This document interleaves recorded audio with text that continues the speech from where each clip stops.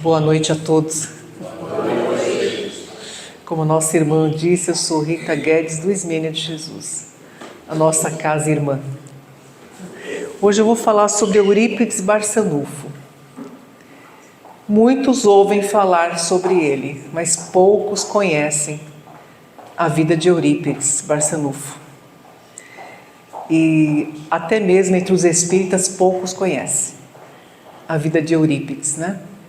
E hoje eu vou dar uma pincelada aqui sobre Eurípides, porque ele tem uma vida assim maravilhosa, curta, mas de muito produtiva, né? Eurípides, ele é o terceiro de uma família de 15 irmãos, né? O pai dele chamava Hermógenes Ernesto de Araújo, Mojico, e a mãe Jerônima Pereira de Almeida, Dona Meca. Ele nasceu em 1 de maio de 1880 em Sacramento, Minas Gerais.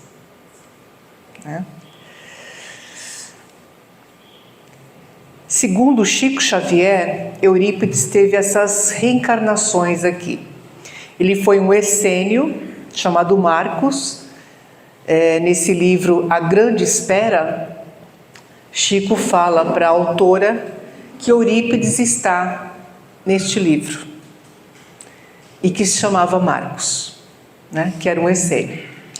Ele foi discípulo de Inácio de Antioquia.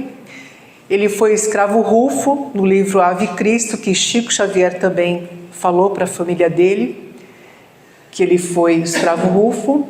E no livro Tormentos da Obsessão também fala que ele foi Juan Caspar, né, Lavates, que foi um pastor suíço, um poeta, filósofo, teólogo e amigo de Pestalozzi. Então, algumas das reencarnações de Eurípides são essas aí, tá? Confirmadas por Chico Xavier, né? Eu não costumo falar sobre reencarnações, assim, quem foi, quem não foi, mas eu acho interessante para nós sempre percebermos o seguinte: ninguém nasce um Eurípides Barçanufo. Isso daí vai se forjando há milênios, né? Há milênios. Porque às vezes a pessoa pensa, poxa, mas ele é um missionário, né? Sim, ele foi um missionário, como Chico foi um missionário, mas são espíritos muito antigos, com muitas reencarnações, né? Com muitas experiências, com muitas lutas, não é verdade? Aos 6 anos, ele começou a trabalhar com o pai na venda. O pai dele era balconista de uma venda de secos e molhados, né? Ele queria ser médico para curar sua mãe, que sofria desmaios e visões. A mãe dele era uma médium, tá? Mas naquela época não se falava sobre mediunidade, né? E ela sofria desmaios constantes e ficava acamada durante dias, até semanas. E ele era muito apegado à mãe. E o sonho dele era ser médico para curar a mãe, porque ele achava que a mãe era doente, né? Todos achavam, né? Em 1889, ele lê livros de homeopatia do Dr. Onofre, que estava hospedado em sua casa. Ele estava com 9 anos e ele já lia esses livros achando que ia achar alguma cura para a mãe. Na infantilidade dele, né? Ainda muito menino. E o próprio doutor falou para os pais dele tirarem os livros dele, não deixar ele ler, porque ele era muito pequeno, né? Em 1897, ele estuda livros de homeopatia e funda a pequena farmácia em sua casa. Ele funda essa pequena farmácia de homeopatia, os remédios são totalmente de graça, é custeado pelo salário que ele tinha já, trabalhando com o pai dele, e por alguns amigos que eram bem de situação na época, que ajudavam a custear a matéria-prima desses medicamentos, que vinha tudo de fora. Essa era a casa que eles moravam, família Mojico, né? Era a casa e era a venda ao mesmo tempo, como era antigamente, né? Tinha a venda na frente, a casa atrás, né? O Colégio Miranda. Eles ficaram um tempo fora de Sacramento, tá? Quando o pai dele foi convidado para para trabalhar de tipo gerente do comércio na ferrovia, né? Eles ficaram um pouco fora de Sacramento, mas a família ficou muito doente e aí o pai acabou voltando para Sacramento, porque a família estava ficando muito doente com malária, maleita, aquelas doenças que tinham na época, né? Então aqui ele fala, no retorno a Sacramento, Eurípides conta 9 anos e retoma seus estudos no Colégio Miranda de 1889 até fins de 1901. O diretor do colégio convoca Mojico para informar que ele aprendeu tudo o que o podia oferecer, que deveria providenciar ensino superior ao filho. No princípio de 1902, o pai decide levá-lo ao Rio de Janeiro, onde conseguem matrícula para o curso preparatório para a Escola de Medicina da Marinha. Devido à doença de Dona Meca, Eurípides decide não estudar no Rio de Janeiro. O sonho dele era ser médico. Era ser médico. Mas ele não pôde concretizar esse sonho. Porque ele não podia ficar longe da mãe dele. Se ele fosse para o Rio de Janeiro, ele ia ficar sozinho lá, ia ficar distante da mãe. E a mãe, com esses desmaios constantes, o que ele fez? Ele desfez a mala e não foi mais. Ele falou, não vou mais. Ele passou, ele fez tudo o trâmite que tinha, ele passou para fazer esse curso de medicina, mas ele desistiu na última hora, porque no dia que ele ia embora, a mãe dele teve outro desmaio e ficou caída no chão. Aí ele decidiu não ir mais. Ele decidiu se resignar, né, e ficar com a mãe dele. Eurípides era autodidata, lia muito e aprendia rápido. Dominava astronomia, filosofia, ciências físicas e naturais, matemática, literatura e falava fluentemente o francês e o latim, sem nunca ter cursado o ensino superior. Ele nunca fez curso nenhum superior. Ele só fez o que a gente conhece aí de colégio, de ginásio, que na época nem era esse nome, né? Entendeu? E ele dominava todas essas áreas. Ele fundou o Liceu Sacramentano junto com amigos em 31 de janeiro de 1902. Né? Ele foi mestre aos 22 anos, estimado pelos alunos e familiares dos mesmos. Católico fervoroso, criou com os alunos a Sociedade Amiguinhos dos Pobres, presidia a Sociedade São Vicente de Paulo na igreja local. Ele era muito participante da igreja, muito participante, né? E esse colégio, o Liceu Sacramentano, ele é, claro, ligado à igreja também, né? Muitos que estavam ali, a maioria que estavam no colégio com ele, eram todos da igreja, os professores, os pais dos alunos também, enfim, né? Então ele era muito presente aí na religião deles na época, né? De 1907 a 1912, exerceu o cargo de vereador e trouxe para Sacramento vários benefícios sociais, como água encanada, bonde, luz, um cemitério público e maiores recursos para a educação. Pediu dispensa após uma votação onde aumentava um período de mandato de 3 para 4 anos. Ele falou que as pessoas só tinham elegido ele para 3 anos, não 4, e que ele ia cuidar da vida dele. Ele cumpriu a missão dele ali, o tempo que ele tinha, que foi eleito, e que ele ia cuidar da missão que ele tinha, junto aos doentes. Né? Eurípides era muito querido na cidade, muito querido. Ajudava todo mundo, a todos ele auxiliava. E muito querido na família também. Era uma família muito pobre, mas muito unida. O início da família, a Dona Meca, que é a mãe de Eurípides, ela se casou com 14 anos de idade. Ela só conheceu o noivo no dia do casamento. Né? Ela não sabia nem quem era o marido dela, porque ela não pôde conhecer. Ela era órfã de pai e mãe. O irmão mais velho, que ficou com a guarda dela, né, deu ela em casamento para uma família da região ali, para o rapaz, né? Aí foi o pai do rapaz e um amigo da família pedir a mão de Dona Meca em casamento. E ela só conheceu ele no dia do casamento. Mas, segundo ela, foi amor à primeira vista. Quando ela viu ele, ela sentiu que já conhecia ele há muito tempo. E ele foi um marido assim exemplar, um excelente pai, um marido exemplar, muito companheiro dela, muito compreensivo, porque ela teve esses ataques durante década, né? Ela teve esses ataques e ficava acamada às vezes uma semana ou mais, né? E ela foi muito companheira dele também, porque ela lavava a roupa para fora, ela fazia doces para as crianças vender nas portas, ela economizava todo o dinheiro que entrava para poder, né, a família não passar tanta necessidade, mesmo assim passavam. Ela afiava o algodão para fazer o cordão, para depois costurar a roupa das crianças. Vocês imaginam isso? Que situação? Né? A vida dela foi melhorar, foi ficar um pouco mais tranquila quando ela estava com seu 11º filho. Até ali foi aquela dureza. Ela tinha que pilar o arroz que ela ia cozinhar, o café que ela ia fazer, ela tinha que fazer todo o beneficiamento em casa para depois fazer. Não tinha uma máquina de costura, ela fazia tudo na mão, né? Mas era uma família muito unida, uma família muito... É como a gente fala, né? Foi tudo ali preparado, né? Todos foram preparados para estarem naquela mesma família.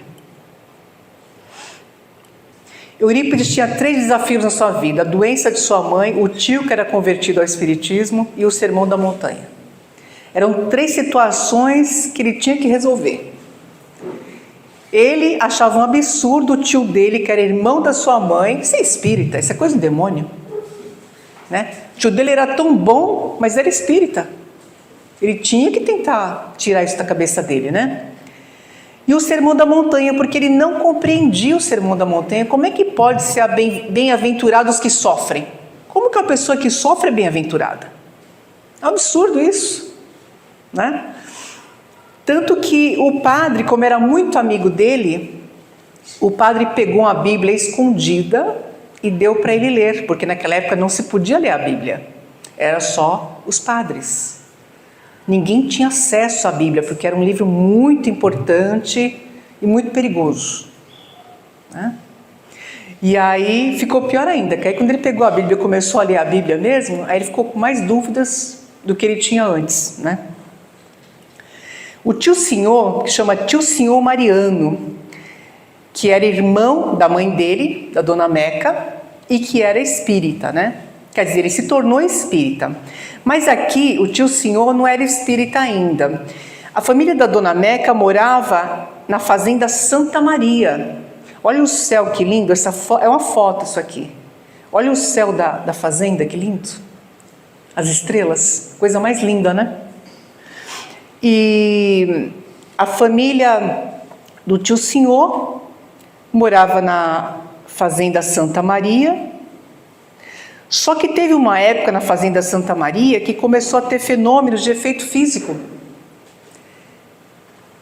Ouvia-se pedradas nas janelas, ouvia-se assobios, ouvia-se gritos, ouvia-se coisas sendo derrubadas, jogadas.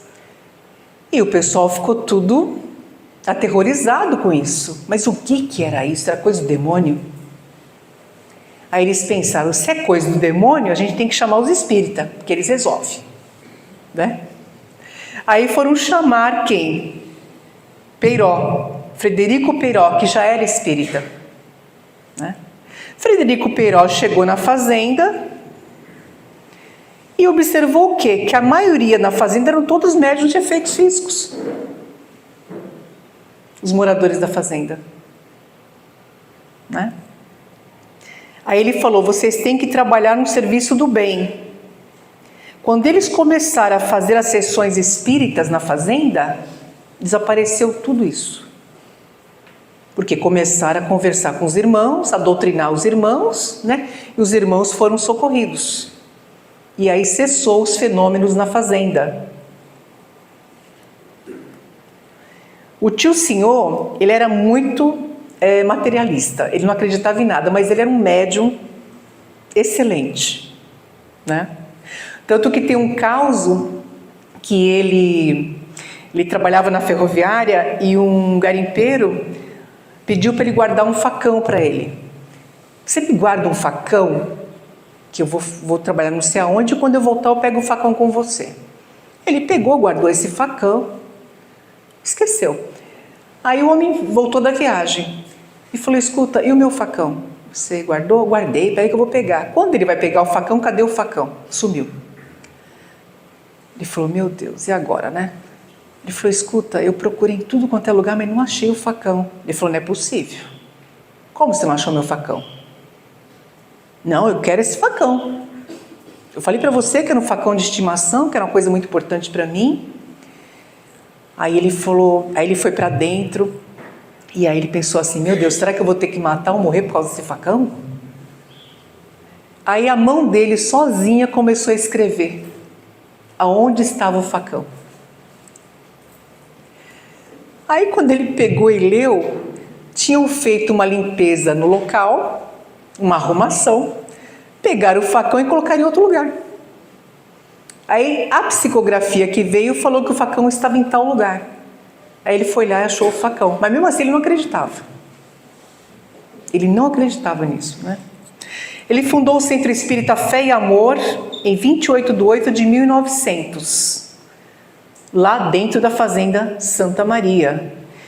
E quem deu o terreno para eles fundarem o Centro Espírita foi o dono da fazenda, porque o dono da fazenda foi curado por ele, através de Bezerra de Menezes. O início da conversão de Eurípides se deu após ler o livro Depois da Morte, de Leon Denis, emprestado pelo seu tio Senhor Mariano enquanto visitava o sobrinho. Quando o Senhor Mariano vinha visitar a irmã, Eurípides gostava muito dele e falava para a mãe dele assim, coloca ele no meu quarto. Eu quero que ele fique junto comigo no quarto. E aí, ele ficava conversando com ele sobre o espiritismo, tentando mudar o Senhor Mariano, tentando mudar ele, tirar ele do espiritismo, que era um absurdo isso.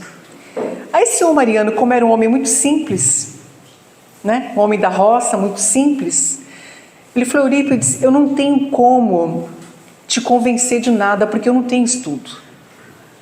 Mas eu tenho um livro aqui que eu vou dar para você ler. E você tira suas conclusões. Aí ele deu o livro Depois da Morte para Eurípides ler. Eurípides passou a noite inteira lendo esse livro, até de manhã. E aquilo para ele foi algo assim extraordinário. Porque naquele livro tinha muitas questões que foram resolvidas para ele, naquele momento. Aí ele começou a se interessar pela doutrina, Sexta-feira da Paixão de 1904, Eurípides vai com um amigo sem avisar Senhor Mariano à Fazenda Santa Maria, participar da reunião mediúnica, mas chegando lá já haviam 2 lugares reservados e ele não tinha avisado nada. Eurípides mentaliza que se realmente fosse verdade a comunicação dos espíritos, que João Evangelista viesse se comunicar através de um humilde analfabeto trabalhador chamado Aristides, e fizesse uma explanação sobre o Sermão do Monte. Eis que o trabalhador mediunizado levanta e fica durante mais de 2 horas falando sobre o Sermão do Monte, emocionando a todos os presentes. Imagina a situação dele, Como que ele não ficou? Não é verdade? Ali já começou a conversão dele ali, Tanto que eles falam que Santa Maria foi a estrada de Damasco para Eurípides, Foi ali que ele se converteu, como Paulo de Tarso. Retorno à Fazenda Santa Maria, abandone o seu cargo na congregação, convido a criar outra, cuja base será Cristo e o diretor espiritual serei eu e você o comandante material. Afasta-se da igreja e previne-o dos desabores que terá inclusive a revolta da própria família. Ele retorna à Fazenda Santa Maria para mais uma reunião mediúnica. E lá ele recebe a comunicação de São Vicente de Paulo falando da missão que ele ia ter. E que ele se preparasse porque a situação não ia ser fácil para ele, como não foi, né? Retorna a Sacramento, corta os laços com a Irmandade de São Vicente de Paulo, seus colegas de magistério abandonam seus cargos no Liceu Sacramento, o mobiliário escolar foi retirado e o prédio requerido pelos proprietários. O professor está louco. Eles falavam na rua assim, o professor está louco. E ele fica tão, mas tão triste, tão abatido, que ele começa a chorar. Aí ele cria o Grupo Espírita Esperança e Caridade, em 1905. Em cima está o Grupo Espírita, né? Esperança e Caridade, e embaixo era o Colégio Allan Kardec. Esse prédio está até hoje lá.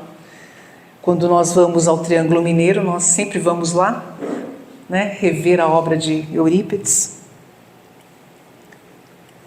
O Colégio Allan Kardec foi fundado em 31 de 1 de 1907.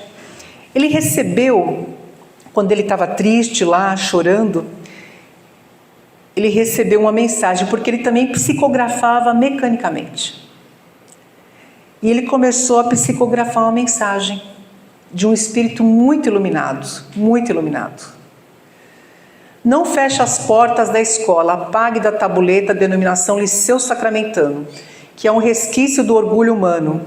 Coloque o nome Colégio Allan Kardec. Ensine o Evangelho de meu filho às quartas-feiras. Institua um curso de astronomia. Acobertarei o Colégio Allan Kardec sob o manto de meu amor, Maria, serva do Senhor. Ele recebeu a comunicação de Maria de Nazaré, que nem ele acreditou quando aconteceu isso. Ele achou que era mistificação, ele achou que não era isso mesmo, mas realmente foi uma comunicação que ela passou para ele, né? Aqui é a foto do colégio, 1913 já, e ele com os alunos, alguns alunos, professores, né? Visão de Eurípides está no livro A Vida Escreve, de Chico Xavier. Eurípides, durante a madrugada, se desdobra, sai do seu corpo em espírito e é levado para um local muito bonito, um local lindo. E ao longe ele vê um homem sentado, né? E quando ele chega mais perto, ele vê que é Jesus. Senhor, por que choras? E ele vê que Jesus está chorando. Choras pelos descrentes do mundo? O Cristo lhe correspondia agora ao olhar e respondeu em voz docíssima: não, meu filho, não sofro pelos descrentes aos quais devemos amor. Choro por todos que conhecem o Evangelho, mas não o praticam. Então vocês imaginam a evolução desse espírito Eurípides Barçanufo. Eurípides Barçanufo psicografava cartas de Sócrates, Platão, todos os apóstolos do Cristo, Maria de Nazaré, todos era psicografado por Eurípides Barçanufo, né? E desde aquele dia entregou-se aos necessitados e aos doentes, sem repouso sequer de um dia, servindo até o seu desencarne. Ele dormia por noite, como Chico Xavier, umas 4 horas por noite só. Porque ele aviava mais de 1000 receitas por dia. A secretária dele pegava esses aviamentos e levava tudo para o correio, para mandar para as pessoas, né? E ele ficava preparando esses medicamentos.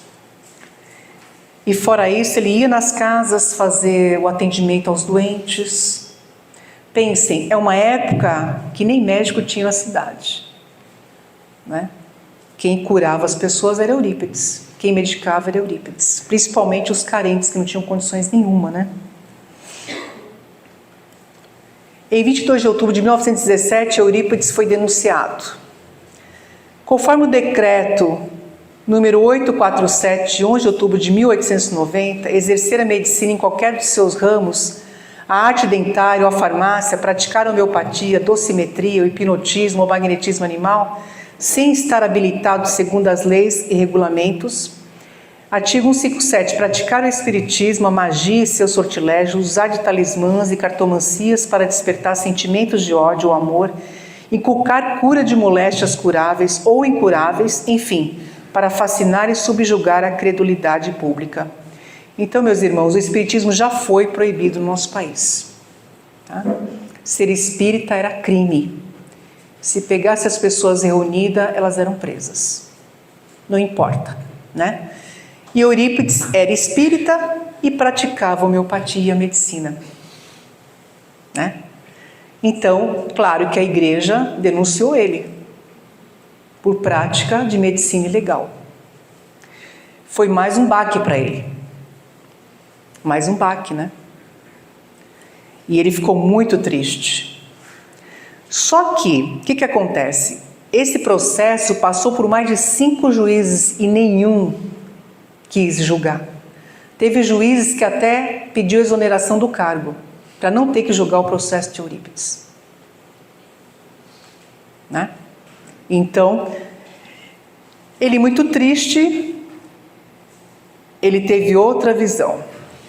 Meu filho, nada temas, estamos com Deus e a vitória é nossa. Jesus novamente amparando Eurípides e falando que a vitória seria dele. E foi. O processo foi arquivado. Ninguém mais falou no processo. E ele continuou ajudando os pobres, os carentes, né? O desenlace de Eurípides Barçanufo se deu em 1 de novembro de 1918, às 6 horas da manhã, em decorrência da gripe espanhola, a epidemia que assolou o país nesta época. Ele curou centenas de pessoas, centenas. Mas ele acabou ficando enfermo. Mas ele já sabia o dia que ele ia desencarnar e o horário. E ele já tinha avisado que às 6 horas da manhã, do dia 1º de novembro, ele ia desencarnar. E foi exatamente o que ele falou. E alguns dias antes, ele falou que tinha visto o enterro, com muita gente chorando e muita gente acompanhando o caixão. Parece que era uma pessoa muito conhecida. Ele não falou que era ele, né? Mas era ele. Ele tinha visto já todo o processo dele de velório e de sepultamento. Aí aparece para ele, né, uma irmã, um espírito, e aí ele fala: és tu, Mãe Santíssima, tão jovial e bela? Vem em nome de meu filho amado Eurípides, mestre de sacramento e servidor do amor. Jesus convoca-te a novos rumos. O Senhor compassivo, no entanto, permite-te a continuidade junto ao templo corporal. Queres a cura ou aceitas a vereda da esperança? Mãe amantíssima, falou Eurípides aos prantos, faça em mim a vontade do Pai. Chico Xavier conta que Maria de Nazaré veio buscar Eurípides. E ela deu a opção para ele de ficar ou ir. E ele preferiu fazer a vontade do Pai. E ele foi. Né? E lá no plano espiritual, ele trabalha em um hospital que chama, acho que é Nova Esperança, parece. Né? E ele trabalha lá nesse hospital. Então ele continua trabalhando no plano espiritual, assim como ele trabalhava aqui na Terra. Então, para nós termos a ideia rápida, né, de quem foi Eurípides Barçanufo, porque o livro eu vou mostrar para vocês aqui. Quem tiver interesse, ó, Eurípides, o homem e a missão. Viu? Pode falar. Oi? Tem outro o quê? Não, esse aqui é meu. Esse eu trouxe de casa. Não, aquele ali é evangelho. Então, o livro é esse, Eurípides, o homem e a missão. Deve ter para baixar em PDF, porque é um livro antigo, né? Vale a pena vocês lerem esse livro, para conhecer a vida deste homem. Porque aí eu dei uma pincelada muito rápida, muito sucinta, né? Mas o livro é maravilhoso. É um livro que te prende. Porque é uma inspiração para todos nós, espíritas e não espíritas. Porque é um homem que veio aqui na Terra só para fazer o bem. Nunca se casou, nunca teve nenhum tipo de relacionamento. Ele era casto, como Chico e como Divaldo, né? A vida dele foi dedicada à família e aos doentes e às crianças do colégio, né? Porque ele era um professor nato. E ele tinha uma metodologia de ensino exatamente igual a Pestalozzi. Ele ensinava pelo amor. Não tinha palmatória, não tinha castigo nenhum, porque na época era comum ter castigo nas escolas. As crianças eram castigadas com palmatória, ajoelhavam em cima do milho, às vezes até levavam bofetadas no rosto, né? Mas ele não. A escola dele era o amor que imperava na escola de Eurípides Barçanufo. Então ele já tinha, e os alunos da escola de Eurípides, todos eles passavam em todos os concursos que tinha e alcançavam os maiores cargos que tinham na época. Tamanho era a qualidade de ensino que tinha na escola dele. Para a gente ver que o amor sempre é o melhor caminho para tudo, né? Para ensinar, para orientar e para auxiliar em qualquer situação da nossa vida. E esse é o meu recado de hoje. Muito obrigada. Quer que faça a prece? Gratidão. Eu que agradeço. Faço. Vamos nos preparando para o passo. Por favor, a parte de hoje, professor. Esse é um momento muito nobre, muito solene, porque Jesus está aqui entre nós, cumprindo a sua promessa. Mateus, capítulo 18, versículo 20. Jesus afirma: todas as vezes que duas ou três ou mais pessoas se reunirem em meu nome, eu estarei entre vós. Creia, Jesus cumpre a sua promessa. Por isso que nós pedimos o silêncio. E quando falamos em silêncio, não é só o silêncio verbal, é também o silêncio do pensamento. Porque muitas vezes nós não estamos falando, mas estamos pensando coisas que não têm nada a ver com o nosso momento. Esse é um momento de estar em sintonia com os espíritos amigos dessa casa, através do mentor, irmão José, com Jesus e seus benfeitores. Nós vamos começar a chamar, vamos organizar a fila para tomar um passe daqui a pouquinho. Enquanto isso, eu peço que você mentalize Jesus, mentalize a sua casa, mentalize aquele amigo ou aquele familiar que está doente, que está passando por problemas graves, por uma perda de um ente querido, por um problema financeiro, um problema familiar, depressão, qualquer coisa. Mentaliza a casa dele, onde ele costuma ficar a maior parte do tempo, através do seu pensamento. Os espíritos amigos dessa casa irão resultado para que ele também possa receber esse dom.